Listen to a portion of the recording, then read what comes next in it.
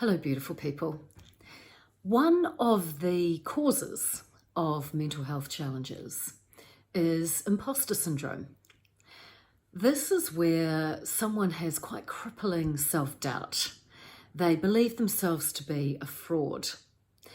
It's often a characteristic of a high-achieving person, ironically, someone who strives, who believes that they are only worthy if they are achieving, if they are working hard.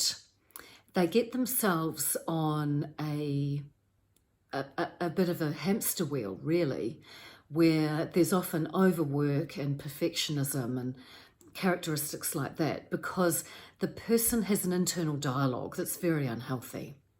That internal dialogue probably feels a bit like this black egg card. It probably feels like a dead weight inside of them, pulling themselves down. It's extinguishing the golden egg, the very essence of that person who is inherently worthy. Imposter syndrome usually comes about because someone has been in an environment, they've been conditioned one way or another, that they've been praised not for their inherent worth. They've been praised for their accomplishments, for external things. It may be the way they look, it may be what they, successes that they achieve in the physical world around them, in school, in the workplace, in sport.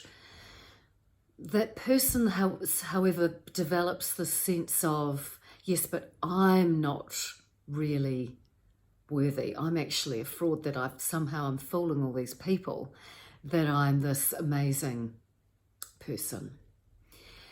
And you can start to see that to the outside world, people would look at the person with imposter syndrome and say, wow, what a success. Look at all the things they've done. Look at all the things they have. However, because that person has become imprisoned in their mind by the toxic thought processes that are imposter syndrome, they are stuck in this prison of the mind.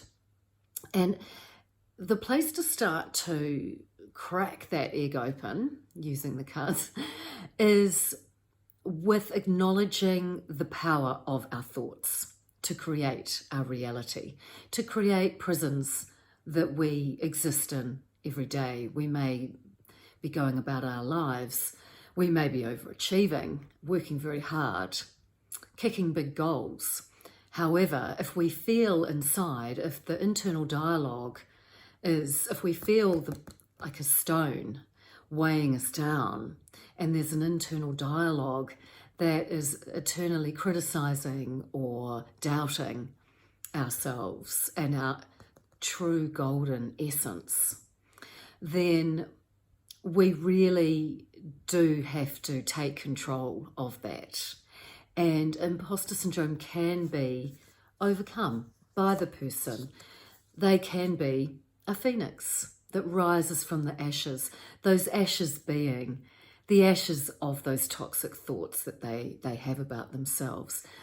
And they can, even though they may have been in environments of high expectation, they can start to change their thoughts about what really is worthy, what makes me worthy, what makes me deserving, what makes me accomplished, and change their own script for life. That needs to be very deliberate. We often go through our day-to-day lives and we don't think about our thoughts, we just run on them. And it's important that we take a step and stop, and if we need to, consciously change the thought patterns that are going through our head at any given moment, the way we're responding.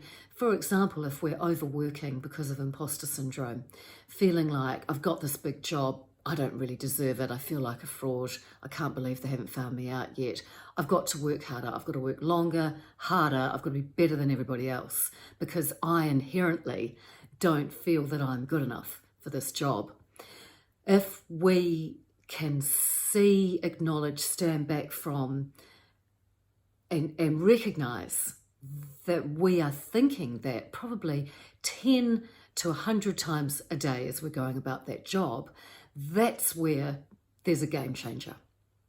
That's where you can become the phoenix and burn away that imposter syndrome that's really, truly holding you back from joy, holding you back from soaring, from recognizing your inherent goldenness, your worth, just from being who you really are.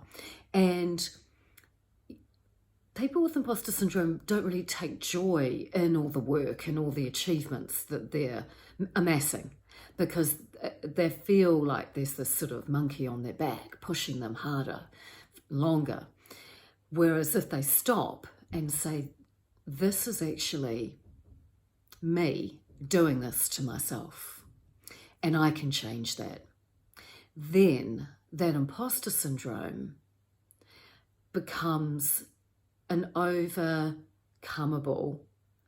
aspect of their mental world and their mental well-being that they can manage and overcome, because everybody deserves to feel their true north, to connect with their golden essence and reprogram their thinking so that they feel worthy, feel fulfilled, and feel inspired.